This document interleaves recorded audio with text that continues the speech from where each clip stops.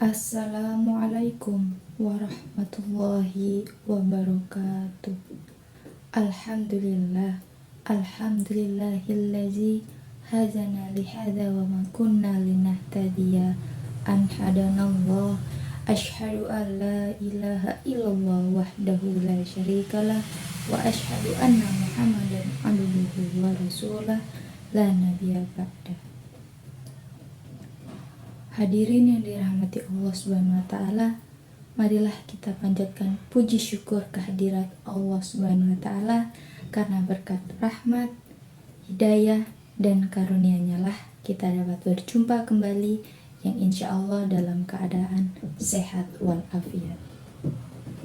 Sholawat serta salam tak lupa tercurah kepada junjungan Nabi besar kita, Nabi Allah, Nabi Muhammad Sallallahu Alaihi Wasallam, yang telah membimbing manusia dari zaman jahiliyah hingga zaman Islamiyah yang saat ini kita rasakan. Hadirin yang dirahmati Allah Subhanahu wa taala, izinkan saya di sini akan menyampaikan beberapa kata tentang sikap menghadapi situasi yang sulit. Hadirin yang dirahmati Allah Subhanahu wa taala, dalam menjalani kehidupan ini, manusia pasti dihadapkan pada salah satu dari dua hal, yakni kesenangan dan kesusahan. Dua hal ini adalah sunatullah yang juga merupakan manifestasi dari penciptaan pasangan oleh Allah bagi segala makhluk. Ada siang dan malam, ada hidup dan mati, ada kaya dan miskin, ada pula bahagia dan sengsara. Mungkin sebagian daripada manusia pada waktu tertentu menempuh masa-masa sulit, sementara sebagian yang lain pada masa yang sama tengah berada dalam masa-masa yang senang. Namun, terlepas dari apa yang dialami oleh manusia, entah itu masa sulit atau masa senang, yang jelas perlu dipahami bahwa keduanya adalah ujian dari Allah Subhanahu wa taala untuk melihat sejauh mana kualitas keimanan kita, apakah dia mampu menjadi orang yang bersyukur ataukah sebaliknya, yaitu menjadi orang yang kufur.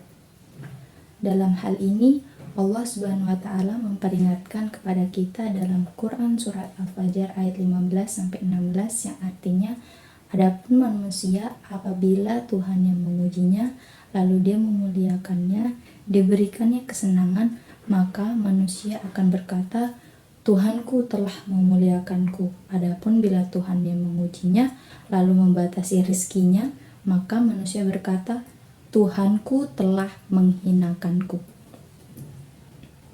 Inilah karakter dasar manusia, bahwa ketika diberikan kenikmatan, berada pada masa-masa senang, kaya, naik pangkat atau posisi, dapat jabatan baru, uang yang berlimpah, fasilitas yang mewah, maka orang beranggapan bahwa Allah Subhanahu wa taala telah memuliakannya. Mungkin pada masa-masa ini seseorang dengan sangat mudahnya, dengan perasaan gembira mengucapkan alhamdulillah, memuji kepada Allah. Bahkan mungkin akan mengundang keluarga, teman dan rekannya untuk turut merasakan nikmat yang telah diberikan Allah kepadanya. Pada masa kegembiraan ini, barangkali banyak di antara manusia yang lulus ujian yang diberikan Tuhan. Tetapi kita manusia berada pada posisi sulit, dihimpit kesusahan, ditimpa musibah, penghidupan terasa sempit, rezeki pun dibatasinya, sehingga semakin sulit untuk dicari. Bahkan mungkin harus berhutang ke sana ke sini untuk menghidupi dan menutupi keperluan sehari-hari. Pada masa ini, manusia beranggapan bahwa Allah telah melantarkan, mengabaikan, atau bahkan menghinanya.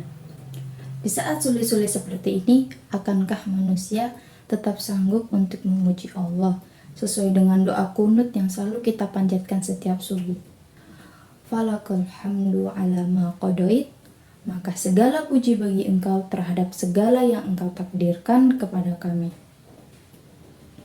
Mungkin Sebagian di antara ada yang mengeluh, bahkan mungkin ada yang mengatakan Tuhan tidak adil dan lain sebagainya. Sehingga dalam masa-masa sulit seperti ini, kebanyakan manusia tidak lulus dalam ujian tersebut. Hadirin yang dirahmati Allah Subhanahu wa taala, disinilah kita dituntut untuk bersikap bijak terhadap dua keadaan ini, terutama ketika kita dihadapkan pada masa-masa sulit. Dalam hal ini, Islam mengajarkan bahwa ketika kita berada dalam kesulitan, maka sikap sabar yang mesti dilakukan. Sebab dalam kesabaran, seseorang akan menjadi lapang dan rela menerima segala yang ditakdirkan oleh Allah Subhanahu wa taala. Terutama takdir yang buruk. Diharapkan dengan kesabaran ini, Allah Subhanahu wa taala akan menggantikan keadaan yang sulit dengan kemudahan dan keberuntungan. Mungkin inilah makna dari sebuah ungkapan bijak. Man sabara safir. Siapa yang bersabar, maka dia akan beruntung.